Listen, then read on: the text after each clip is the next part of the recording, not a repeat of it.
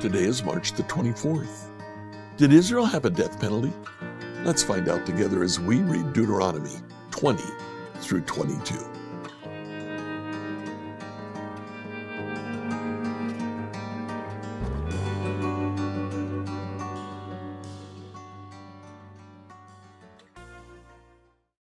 Again, as we have been finding out, Moses has another hodgepodge of topics that he wants to cover. He jumps from this topic to that one.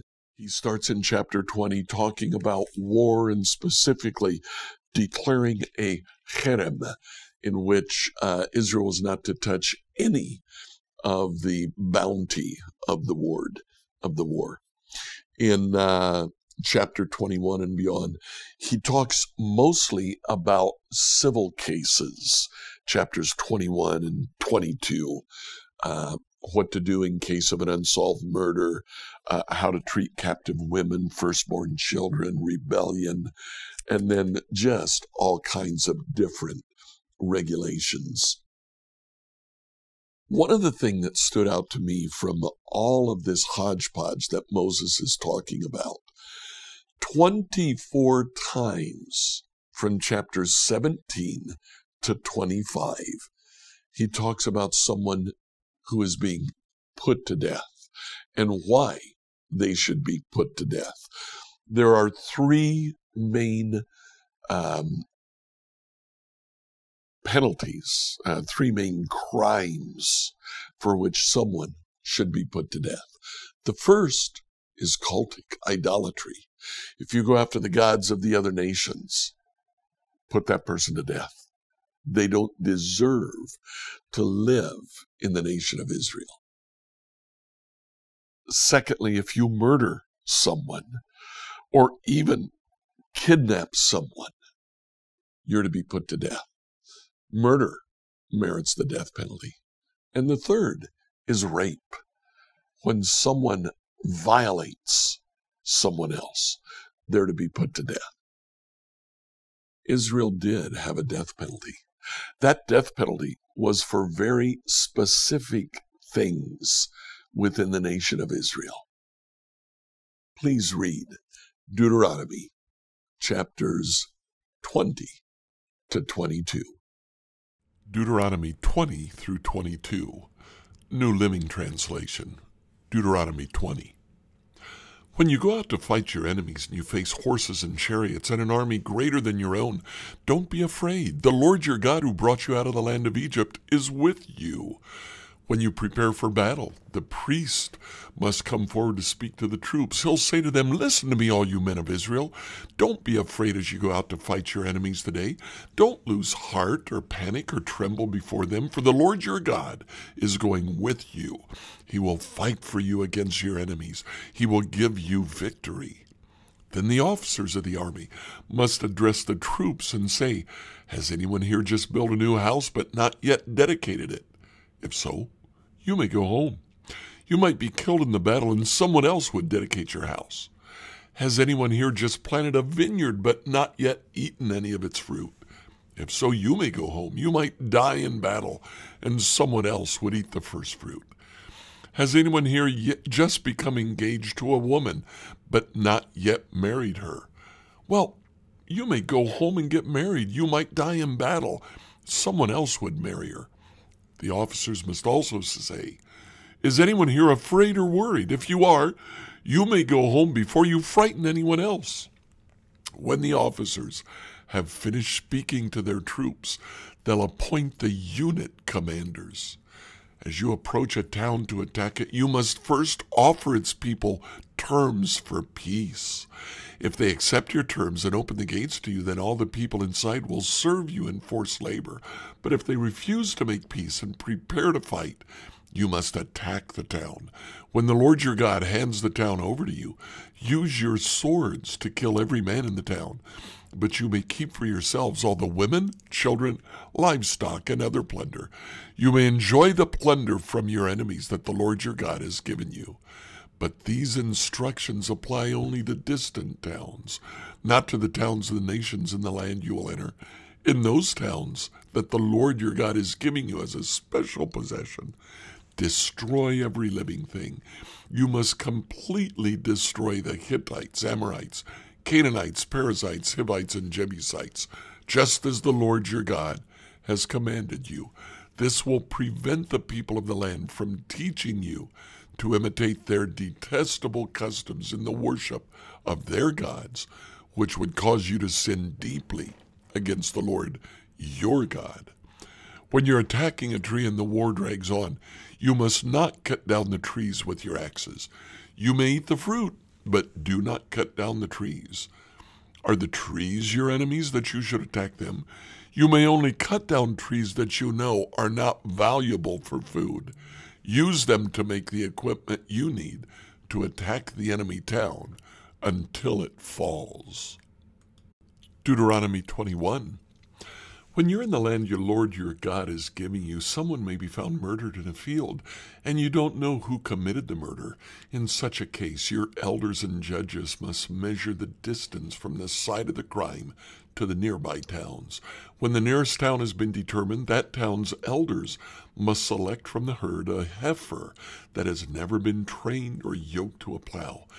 They must lead it down to a valley that has not been plowed or planted and that has a stream running through it.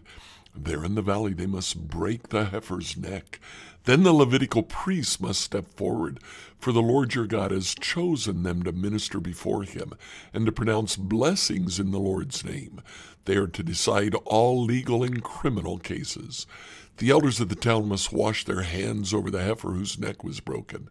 Then they must say, "Our hands did not shed this person's blood, nor did we see it happen. O Lord, forgive your people Israel, whom you have redeemed. Do not charge your people with the guilt of murdering an innocent person. Then they'll be absolved of the guilt of this person's blood. By following these instructions, you'll do what is right in the Lord's sight and will cleanse the guilt of murder from your community. Suppose you go to war against your enemies, and the Lord your God hands them over to you, and you take some of them as captives. Suppose you see among the captives a beautiful woman. You're attracted to her and want to marry her. If this happens, you may take her to your home, where she must shave her head, cut her nails, and change the clothes she was wearing when she was captured. She will stay in your home, but let her mourn for her father and mother for a full month. Then you may marry her, and you will be her husband, and she will be your wife. But if you marry her and she does not please you, you must let her go free. You may not sell her or treat her as a slave, for you have humiliated her. Suppose a man has 2 wives, but he loves one and not the other. Both have given him sons. Suppose the firstborn son is the son of the wife he does not love. When the man divides an inheritance, he may not give the larger inheritance to his younger son, the son of the wife he loves, as if he were the firstborn son. He must recognize the rights of his oldest son, the son of the wife he does not love, by giving him a double portion. He's the first son of his father's virility, and the rights of the firstborn belong to him. Suppose a man has a stubborn and rebellious son who will not obey his father or mother, even though they discipline him. In such a case, the father and mother must take the son to the elders as they hold court at the town gate. The parents must say to the elders, "This son of ours is stubborn and rebellious and refuses to obey. He's a glutton and a drunkard." Then all the men of his town must stone him to death. In this way you'll purge this evil from among you, and all Israel will hear about it and be afraid. If someone has committed a crime worthy of death and is executed and hung on a tree, the body must not remain hanging from the tree overnight. You must bury the body that same day. For anyone who is hung is cursed in the sight of God. In this way, you will prevent the defilement of the land the Lord your God is giving you as your special possession. Deuteronomy 22. If you see your neighbor's ox or sheep or goat wandering away, don't ignore your responsibility. Take it back to its owner. If its owner does not live nearby or you don't know who the owner is, Take it to your place and keep it until the owner comes looking for it. Then you must return it. Do the same if you find your neighbor's donkey, clothing, or anything else your neighbor loses. Don't ignore your responsibility. If you see that your neighbor's donkey or ox has collapsed on the road, don't look the other way. Go and help your neighbor get it back on its feet. A woman must not put on men's clothing, and a man must not wear women's clothing. Anyone who does this is detestable in the sight of the Lord your God. If you happen to find a bird's nest in a tree or on the ground, there are young ones or eggs in it, with the mother sitting in the nest, don't take the mother with the young. You may take the young, but let the mother go, so that you may prosper and enjoy a long life. When you build a new house, you must build a railing around the edge of its flat roof. That way you'll not be considered guilty of murder if someone falls from the roof. You must not plant any other crop between the rows of your vineyard. If you do, you're forbidden to use either the grapes from the vineyard or the other crop. You must not plow with an ox and a donkey harnessed together. You must not wear clothing made of wool and linen woven together. You must put 4 tassels on the hem of the cloak with which you cover yourself, on the front, back, and sides. Suppose a man marries a woman, but after sleeping with her he turns against her and publicly accuses her of shameful conduct, saying, "When I married this woman, I discovered she was not a virgin." Then the woman's father and mother must bring the proof of her virginity to the elders as they hold court at the town gate. Her father must say to them, "I gave my daughter to this man to be his wife, and now he has turned against her. He's accused her of shameful conduct, saying, 'I discovered that your daughter was not a virgin, but here's the proof of my daughter's virginity.' Then they must spread her bedsheet before the elders.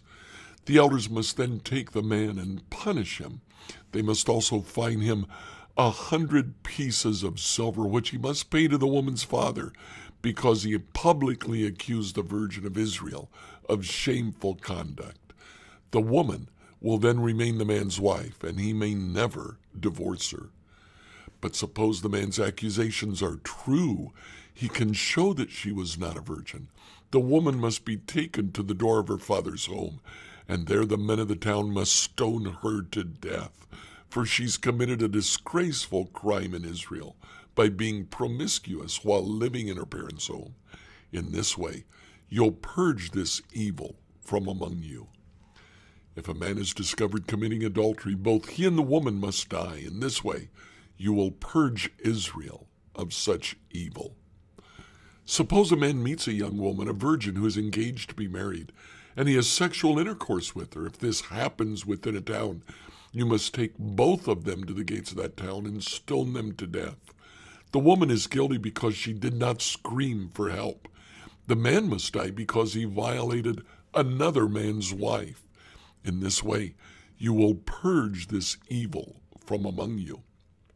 But if the man meets the engaged woman out in the country and he rapes her, then only the man must die. Do nothing to the young woman. She has committed no crime worthy of death. She is as innocent as a murder victim. Since the man raped her out in the country, it must be assumed that she screamed, but there was no one to rescue her. Suppose a man has intercourse with a young woman who is a virgin, but is not engaged to be married.